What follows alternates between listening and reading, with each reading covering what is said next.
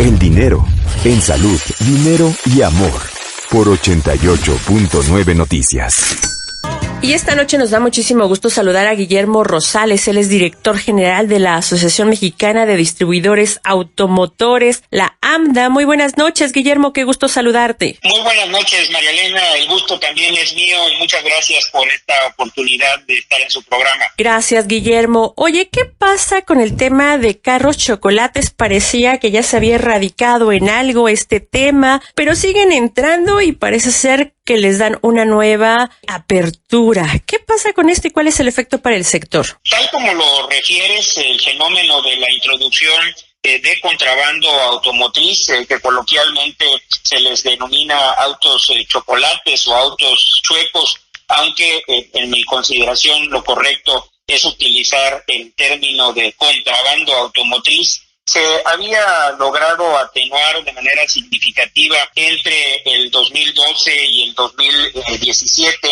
A partir del 2018 y de cara a la efervescencia electoral de aquel año, empezaron a entrar más vehículos ilegales y lo que va de la actual administración del presidente Andrés Manuel López Obrador, este flujo ha incrementado de manera notoria, principalmente en Baja California, alentado por la promoción que el gobernador Jaime Bonilla ha hecho para exigir y promover la regularización de los mismos. Esto ha traído como consecuencia que el presidente López Obrador le diera relevancia y estatus de una problemática social que merecía su atención.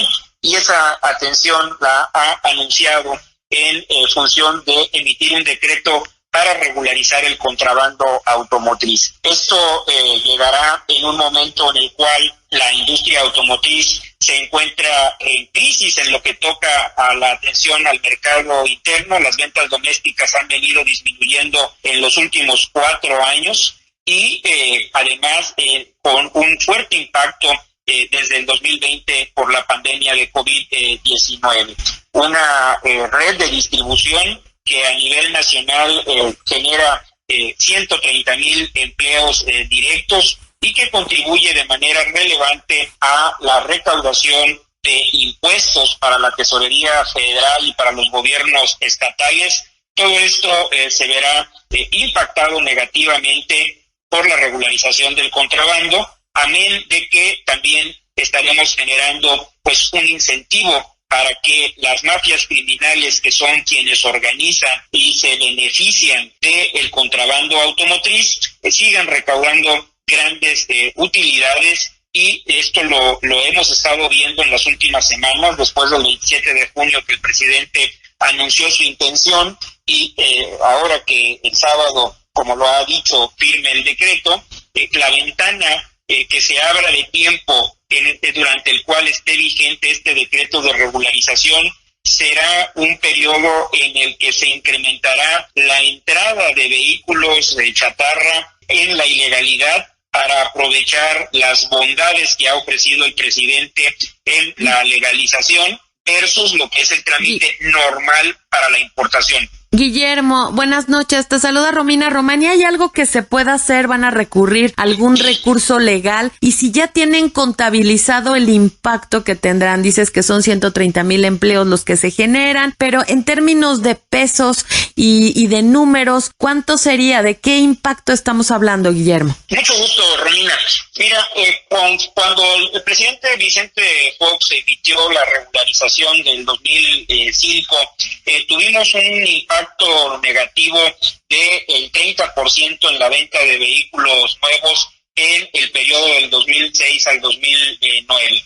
Esto por la saturación que trajo en la oferta del mercado secundario la introducción de tantos vehículos procedentes de Estados Unidos. Y es un parámetro que puede volverse a repetir con esta regularización.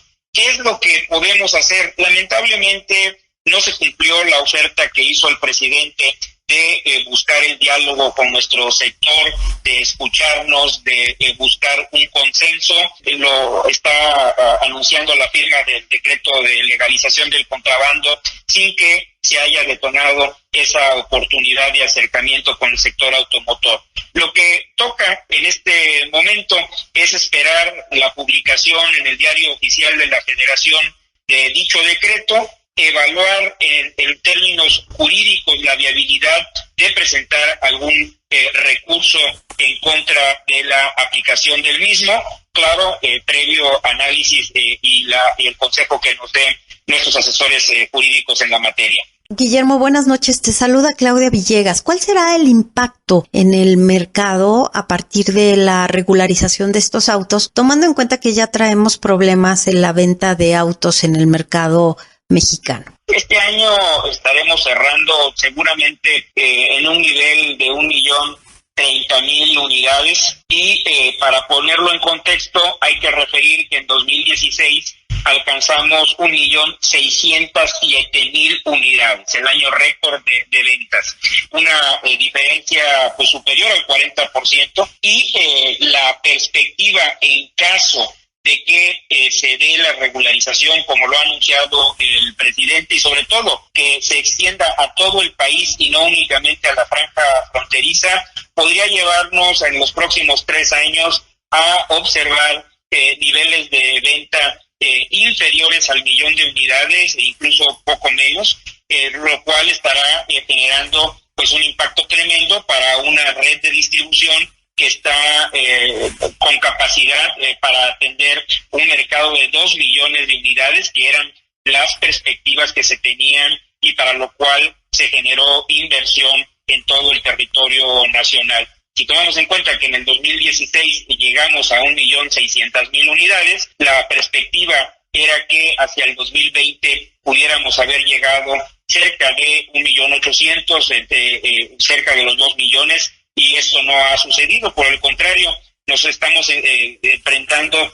casi a un panorama de una década perdida. Guillermo, nuevamente María Elena, ¿se puede hacer algo? ¿Están ustedes en pláticas con las autoridades mexicanas con el objetivo de alcanzar algún acuerdo y que esto afecte lo menos posible al sector que no ha podido recuperarse? Hubo reuniones con la secretaria de Economía, Tatiana Cloutier, que no pasaron más allá de la primera etapa de la exposición de nuestros planteamientos y el rechazo por la experiencia que tenemos cuando se regularizan los vehículos usados. De ahí la oferta de tener reuniones de trabajo con todas las áreas involucradas del gobierno federal, la cual hasta el momento no se concretó y ante el anuncio de un hecho consumado que ha hecho el presidente, pues nosotros seguimos insistiendo en nuestra disposición para el diálogo, seguimos insistiendo en que si el presidente Andrés Manuel López Obrador escucha no únicamente al sector automotor, sino a los especialistas técnicos en materia fiscal, en materia de seguridad pública, en materia ambiental y algo muy delicado, en materia de combate al lavado de dinero, podrá tener elementos de juicio mucho más relevantes para echar atrás esta decisión que él anunció ya ha decidido. Pues un tema por demás relevante, un tema que preocupa a muchos sectores, a muchas de las personas que pues tenemos un auto. Muchas gracias a Guillermo Rosales, director de la Asociación Mexicana de Distribuidores de Autos, y seguiremos pendientes de este tema que, insisto, es muy importante en este momento. Muchas gracias, María Elena, Romina, Claudia, y felicidades por su excelente programa. Y es un gusto siempre participar con ustedes. Muchas gracias, al contrario. Quédese con nosotros aquí en Salud, Dinero y Amor. Vamos con más información. Las finanzas en Salud, Dinero y Amor por 88.9 Noticias. Seguimos en Salud, Dinero y Amor, y esta noche nos da muchísimo gusto saludar a la abogada Laura Patricia Padrón Rodríguez. Ella es una abogada especialista en materia civil, socia fundadora de Padrón Abogados. Muy buenas noches, abogada, qué gusto saludarle. Gracias, buenas noches. Muchísimas gracias. Oiga, un tema que ha causado mucha polémica y que estamos viendo no solamente en la Ciudad de México, sino a nivel nacional, es la irregularidad que existe en materia inmobiliaria. Esto de frente a un alto costo que a veces se les hace a las personas para poner en testamentos, para arreglar procesos. Se habla mucho de la cesión de no sé si es la palabra correcta, pero cesión de inmuebles, ya sea a hijos, a cónyuges, a esposas, a familiares. ¿Qué pasa con esta figura legal? La cesión es cesión de derechos sobre los inmuebles. Esa es la figura legal. Se ceden los derechos. ¿Qué es lo que está pasando?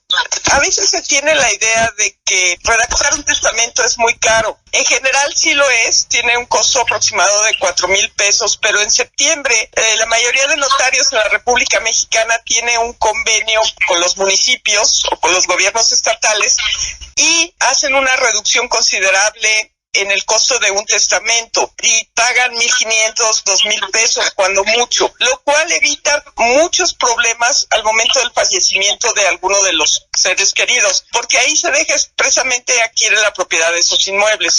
Por lo que respecta a las cesiones de derechos que se hacen, por ejemplo, en juzgados, cuando se disuelve o se termina una sociedad conyugal, o bien cuando hay un divorcio o una separación de pareja y deciden que se quede uno solo con la propiedad de un inmueble, ahí se establecen en esos convenios la cesión de derechos. El problema es que posteriormente no se hace la escrituración de esos inmuebles. Los juzgados ahora, si no se obtienen copias certificadas de esos documentos, los juzgados por la carga de trabajo y la cantidad de documentos, ahora están destruyendo los expedientes. Entonces, si yo no tuve la precaución de obtener copias certificadas de todo el expediente, el día de mañana que yo quiera escriturar, si ha pasado el tiempo necesario y el tribunal decidió destruir mi expediente, no tengo una forma de acreditar que yo soy la propietaria de ese inmueble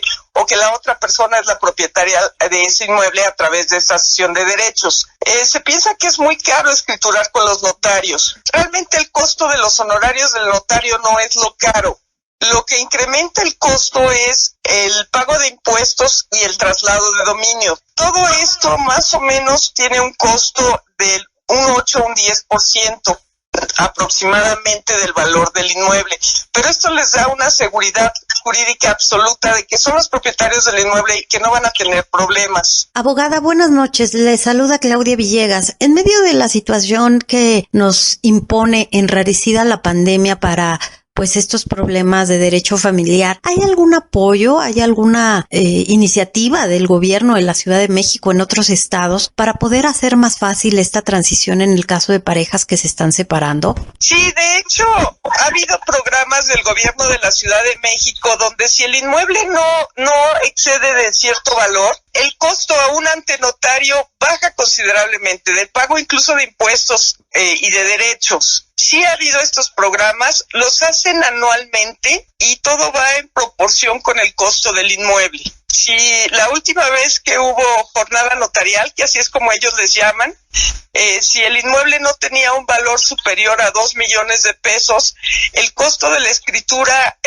bajaba considerablemente. Gracias, abogada. Buenas noches. Le saluda Romina Román y me quiero salir un poquito del tema y aprovechar que es experta en derecho civil, que nos pudiese compartir cómo se está comportando este tema de los rompimientos en pareja, los rompimientos matrimoniales, cómo están las cifras y si hay desventaja de una pareja que rompió y que está casada respecto a una que no está casada. ¿Cómo protege la ley a las personas que no firmaron este papel?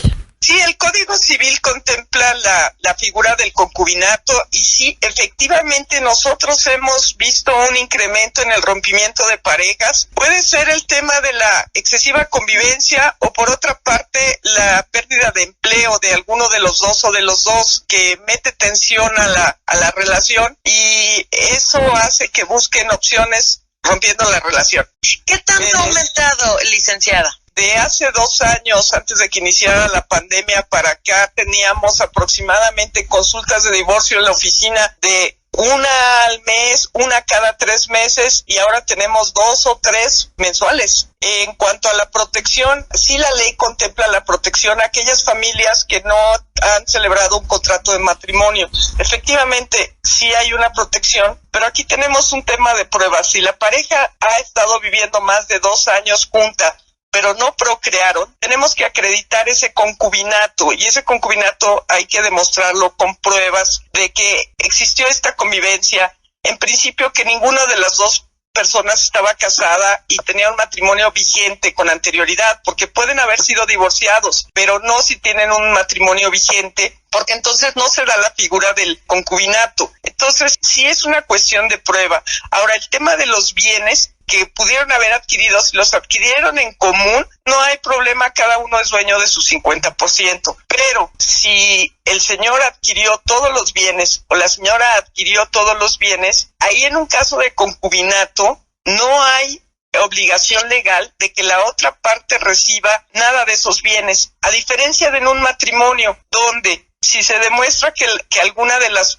partes estuvo dedicada preponderantemente al hogar y a la crianza de los hijos, puede existir una indemnización que puede llegar a ser hasta del 50% de la propiedad de los bienes de la otra persona. Esa es una gran diferencia entre casados y concubinos. Ahora, en tema de pensión alimenticia, ahí sí la ley le da un tratamiento igualitario, pero la problemática es si nada más vivieron ellos dos, hombre-mujer, mujer-mujer, hombre-hombre, en calidad de concubinos, la problemática radica en que ¿cómo acredito yo ese concubinato? Muchas gracias a la abogada Laura Patricia Padrón Rodríguez de San Miguel, socia fundadora de Padrón Abogados. Gracias, abogada, por esta orientación respecto a cuáles son los derechos, cuáles las obligaciones en el marco del derecho familiar en el caso de separaciones de parejas, casadas o no, qué es lo que debemos tomar en cuenta. Muchísimas gracias, abogada, por esta entrevista para Salud, Dinero y Amor. Al contrario, muchas gracias a ustedes por la oportunidad de acompañarlos esta noche. Somos Claudia Villegas, María Elena Vega y Romina Román. Vamos a hacer un corte. No se vaya, quédese aquí porque le vamos a seguir proporcionando información muy importante para la toma de decisiones. Ellas te apasionan. Salud, dinero y amor. Por 88.9 Noticias.